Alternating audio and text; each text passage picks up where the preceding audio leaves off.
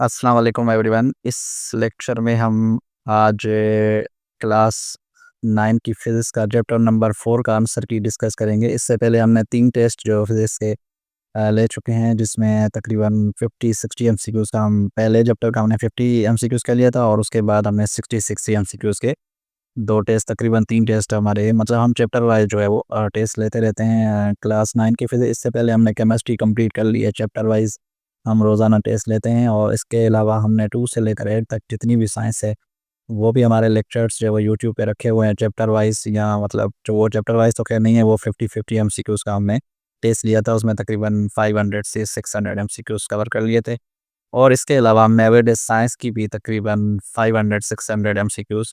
तो इसका मतलब है 2 से लेकर 8 तक हमारे 1000 या 800 एमसीक्यूज़ हमने कवर कर लिए हैं, जो मेरे ख्याल से इनफ हैं आपकी अपकमिंग टेस्ट के लिए, मोस्ट इम्पोर्टेंट जो हमने शेयर कर लिए थे। उसके अलावा ये हमारी 9th मैथ की सीरीज़ है, जिसमें हम केमिस्ट्री, फिज़िक्स, बायोलॉजी और मैथमेटिक्स जो है वो कवर करेंगे। तो केमिस्ट्री तो हमारी कंप्लीट हो चुकी है 9th क्लास की, अब ये फिज़िक्स हमारी जो है वो स्टार्ट हो गई है, जिसका आज जो है वो चौथा चैप्टर जो है वो हम आंसर की डिस्कस कर रहे हैं। तो इसी तरीके से हम इंशाल्लाह 9th मैथ के तमाम बुक्स जो है वो कवर कर लेंगे। तो चलिए शुरू कर लेते हैं। पहला एमसीक्यूज़ है, the number of vertical parts of force जो है वो कितने होते हैं? 2 होते हैं, एक्स एक्सिस और वाई एक्सिस पे जो होते हैं। क्वेश्चन नंबर 2 है, 10 Newton force makes an angle 30 degree with x axis it vertical component will be. तो उसका वर्टिकल कंपोनेंट कितना हो जाएगा? 5 न्यूटन हो जाएगा। ऑप्शन बी जो है वो राइट आंसर है। अच्छा, ये वर्ड प्रॉब्लम है, इनके फार्मूलाज जितने भी हैं वो मैंने क्वेश्चन पेपर में आप लोगों को साथ शेयर कर लिए थे। क्वेश्चन नंबर 3 है, 10 न्यूटन, बल्कि मटेरियल जो मैं शेयर करता हूँ, उसमें तमाम चीज़ें होती हैं, फिर उसमें से हम 50 एमसीक्यू, 60 एमसीक्यू जितने मुनासिब होते हैं, वो हम बना लेते हैं। तो आप मटेरियल को अच्छे से अगर आप पढ़ लेंगे, तो आपकी टेस्ट जो है वो ओवरऑल अच्छी हो जाएगी। और तकरीबन 100 एमसीक्यूज़ जो है मतलब बेसिक, एडवांस, फार्मूलाज़, वो सब मैं उसमें जो है मटेरियल में शेयर करता हूँ। इवन बुक्स की जो एक्सरसाइज़ होती हैं, वो भी मैं आप लोगों के साथ सॉल्व करके शेयर कर लेता हूँ, ताकि आप लोगों को ज़्यादा से ज़्यादा चीज़ें समझ आएँ और ज़्यादा से ज़्यादा ईज़िली जो है आप लोगों को चीज़ें क्लियर हो जाएँ। फिर उसमें से मैं न मोस्ट इम्पोर्टेंट जो 50-60 एमसीक्यूज़ होते हैं, वो मैं आप लोगों के लिए ये जो आंसर की है, वो आप लोगों के साथ शेयर करता हूँ। और इसका क्वेश्चन पेपर जो है मेरे खान नॉलेज वर्ल्ड चैनल जो है फेसबुक का, उस पे अपलोड होती है, और ये यूट्यूब चैनल भी खान नॉलेज वर्ल्ड है। और उसके अलावा व्हाट्सएप अगर आप लोगों ने जॉइन नहीं किया है, तो व्हाट्सएप भी जॉइन कर सकते हैं। अच्छा, क्वेश्चन नंबर 3 हमारे पास है, उसका जो आंसर है हमारे पास, वो है 8.7 न्यूटन, बी जो इसका राइट आंसर है। क्वेश्चन नंबर 4 है, ये कह रहा है कि if F X and F Y horizontal and vertical component, then force जो है आपका क्या हो जाएगा? ऑप्शन डी हो जाएगा, under root F X square plus F Y square. ठीक है।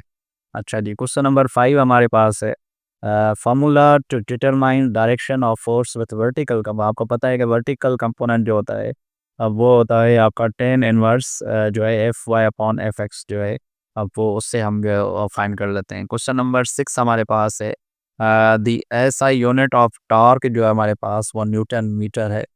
तो बी ऑप्शन जो है इसका राइट आंसर है। क्वेश्चन नंबर 7 हमारे पास है, the perpendicular distance from axis of rotation to force is called. तो ये मोमेंट आर्म जो है, इसको कहते हैं। ठीक है। अच्छा जी, क्वेश्चन नंबर 8 हमारे पास है, anti clockwise torque is taken positive, और जो क्लॉकवाइज टॉर्क होता है वो हम नेगेटिव लेते हैं। अच्छा जी, क्वेश्चन नंबर 9 हमारे पास है, the first condition of equilibrium. तो फर्स्ट कंडीशन ऑफ इक्विलिब्रियम वो क्या होती है?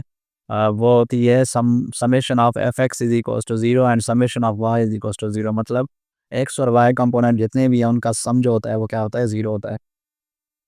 ठीक है। अच्छा जी, क्वेश्चन नंबर 10 आप देख लें, the second condition, first condition में क्या था कि sum of F X and F Y component जो है वो उसका क्या हो जाएगा? ज़ीरो हो जाएगा। और सेकंड कंडीशन में सम ऑफ टार्क जो है वो क्या हो जाएगा? समेशन ऑफ टार्क जो है वो क्या हो जाएगा? ज़ीरो हो जाएगा। अच्छा, ये समेशन का मतलब है टार्क जितने भी होंगे, टाउ 1, टाउ 2, टाउ 3, जितने भी टार्क प्रोड्यूस होंगे, उनका सम जितना भी होगा वो क्या हो जाएगा? ज़ीरो हो जाएगा। ये सेकंड कंडीशन है। ठीक है।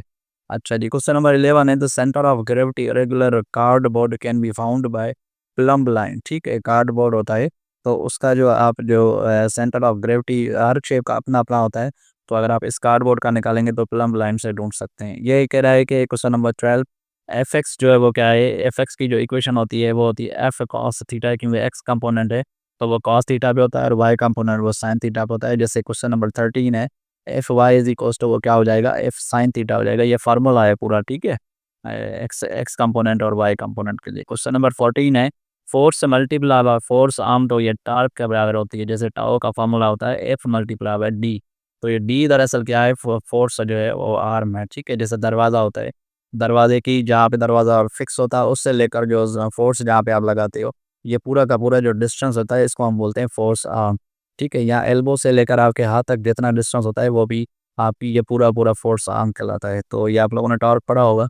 क्वेश्चन नंबर 15 है, force multiply by perpendicular distance between two equal forces, तो ये कहलाता है कपल कपल फोर्स जो होता है। ठीक है, अच्छा जी, क्वेश्चन नंबर 16 है, the states of equilibrium are कितनी है? 3 स्टेट्स हैं, फर्स्ट, सेकंड एंड थर्ड। ठीक है, अच्छा जी, क्वेश्चन नंबर 17 है, like parallel force acts in same direction, जो सेम लाइक पैरेलल फोर्स जो होते हैं वो एक ही डायरेक्शन में होते हैं। फर्ज करें आप किसी गाड़ी को धक्का दे रहे हैं, तो 2-3 4 बंदे एक ही डायरेक्शन में धक्का देते हैं, तो ये लाइक पैरेलल फोर्सेस होते हैं। और अनलाइक पैरेलल फोर्सेस क्या होते हैं? अगर आप 2 बंदे एक दूसरे को आपस में धक्का दे रहे हैं तो ये कैंसल आउट हो जाएँगे, तो ये कहलाते हैं अनलाइक, तो ये अपोजिट डायरेक्शन में होते हैं। तो ये अनलाइक फोर्सेस होते हैं। अच्छा जी, क्वेश्चन नंबर 19 हमारे पास है, splitting of force into component, तो ये कहलाता है रिज़ॉल्यूशन ऑफ फोर्सेस, मतलब हम कंपोनेंट ऑफ फोर्स जो हमारे एक्स वाई कंपोनेंट हैं, उनको अगर हम स्प्लिट करते हैं तो उसको हम रिज़ॉल्यूशन ऑफ फोर्स कहते हैं। क्वेश्चन नंबर 20 है, the turning effect of force, तो ये टॉर्क है। ये टॉर्क की डेफिनेशन है कि टॉर्क क्या होता है? टर्निंग इफेक्ट ऑफ, जैसे आपका जो दरवाज़ा है वो टर्न होता है तो वो टर्निंग इफेक्ट है, तो उसको हम क्या कहेंगे? ये फोर्स के थ्रू जो टर्निंग इफेक्ट हो रहा है इसको हम टॉर्क कहेंगे। क्वेश्चन नंबर 21 है, the point at which whole weight of body appears act is called, तो ये सेंटर ऑफ ग्रेविटी है, जहाँ पे पूरा सारा का सारा फोर्स होता है, यहाँ पूरे बॉडी का जो वेट होता है। ठीक है, तो हर शेप का अपना अपना होता है, जैसे सेंटर गोल जो आपका सर्कल शेप की कोई बॉडीज होती हैं, तो उनका पूरा का पूरा जो सेंटर ऑफ मास होता है वो सेंटर पे होता है, तो पूरा का पूरा जो वेट होता है वहाँ पे आपका एग्जिस्ट करता है। क्वेश्चन नंबर 22 है, the point which about which of body rotates, तो ये कहलाता है एक्सिस ऑफ रोटेशन।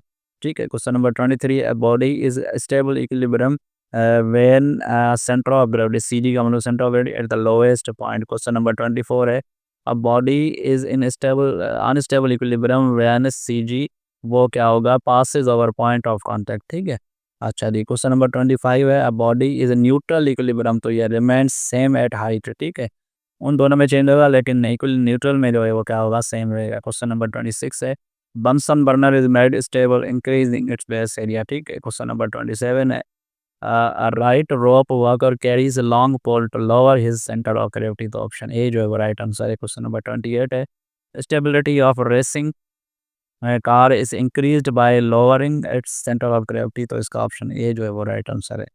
अच्छा जी, क्वेश्चन नंबर 29 है, in case of couple net force जो है वो क्या हो जाएगा? वो हो जाएगा 0। क्वेश्चन नंबर 30 हमारे पास है, द टॉर्क डिपेंड्स ऑन, तो ये कहलाता है force multiply by perpendicular distance, जो मैं आप लोगों को पहले ही बता चुका हूँ, एफ मल्टीप्लाई बाय डी। ठीक है, क्वेश्चन नंबर 31 है, ये कह रहा है centre of gravity of a uniform ring जो है वो आपका क्या है? Centre of a ring. ठीक है, क्वेश्चन नंबर 32 हमारे पास है, the centre of gravity of solid कौन कौन टाइप का जो शेप होगा उसका हो जाएगा 8 1/4 हाइट ऑफ द बेस। ठीक है, ये फार्मूला लगा के आप उसका सेंटर ऑफ ग्रेविटी जो है वो ढूंढ सकते हैं। हर शेप का अपना अपना होता है। क्वेश्चन नंबर 33 है, the centre of gravity of solid sphere जो गोल होते हैं एट सेंटर। क्वेश्चन नंबर 34 है, ये कह रहा है सॉलिड सिलेंडर का वो भी उसके सेंटर जो होता है। क्वेश्चन नंबर 35 हमारे पास है, when forces are parallel and action in opposite direction they form, वो क्या करते हैं? अनलाइक पैरेलल फोर्सेस जो है वो क्या करते हैं? बनाते हैं। ठीक है, बी ऑप्शन जो है राइट है। क्वेश्चन नंबर 36 है, the sum of clockwise and anti clockwise वो क्या हो जाएंगे? सारे के सारे कैंसिल आउट हो जाएंगे, 0 हो जाएंगे। ठीक है, अच्छा जी, the unit of moment arm क्योंकि वो मीटर डिस्टेंस होता है, मोमेंट आर्म आपको मैंने बताया, तो इसी वजह से डिस्टेंस का यूनिट क्या होता है? मीटर होता है। क्वेश्चन नंबर 38 हमारे पास है, in equilibrium the algebraic sum of forces, तो वो क्या हो जाएगा? 0 हो जाएगा। क्वेश्चन नंबर 39 है, a uniform metre rod balance at 50 centimetre mark has weight acting, तो ये 50 सेंटीमीटर जो है इसका राइट आंसर होगा। क्वेश्चन नंबर 40 हमारे पास है, the lever in which fulcrum lies between effort and load, तो वही हो जाएगा फर्स्ट ऑर्डर। क्वेश्चन नंबर 41 है, wheel barrow is an example of second order lever. Question number 42 है, ह्यूमन आर्म जो है वो आपकी थर्ड ऑर्डर लिवर है। ठीक है, ये फर्स्ट ऑर्डर सेकंड ऑर्डर, ये जैसे 8 क्लास में सिंपल है तो इसमें थोड़े से वर्डिंग चेंज है, बाकी तकरीबन सेम है। क्वेश्चन नंबर 43 है, नट के कब्जे से नट खोलते हैं एन एग्जांपल ऑफ, तो ये सेकंड ऑर्डर जो है वो लिवर है। फर्स्ट ऑर्डर सेकंड और scissor is an example of, तो ये सीजर आपको पता है, ये फर्स्ट ऑर्डर जो है वो लिवर है। क्वेश्चन नंबर 45 है, इन इक्विलिब्रियम रिजल्टेंट फोर्स जो होता है वो क्या होता है? 0 होता है। क्वेश्चन नंबर 46 है, a system force acting on a body which turns about the axis, तो ये क्या कहलाता है? टॉर्क कहलाता है। अगर कोई बॉडी एक्सिस पे रोटेट करे तो वो टॉर्क प्रोड्यूस होता है वहाँ पे, क्योंकि यहाँ पे डिस्टेंस और फोर्स जो प्रोड्यूस होता है। क्वेश्चन नंबर 47 है, the moment of force depends upon, तो कितना डिस्टेंस है फोर्स एंड परपेंडिकुलर डिस्टेंस, ठीक है, जो मोमेंट जो आपका पैदा होगा मोमेंट फोर्स। क्वेश्चन नंबर 48 है, lever is a simple machine used to multiply speed multiply force, तो ये मल्टीप्लाई फोर्स जो है राइट आंसर है। क्वेश्चन नंबर 49 है, the condition for a lever to be in equilibrium, तो ये आपका जो कंडीशन होगी वो इसका ऑप्शन ए जो है राइट ऑप्शन होगा, effort arm multiply by effort is equals to load multiply by load arm, ठीक है। क्वेश्चन नंबर 50 है, the perpendicular distance between lines of action and pivot it's called, तो ये मोमेंट आर्म जो है वो कहलाता है, ठीक है।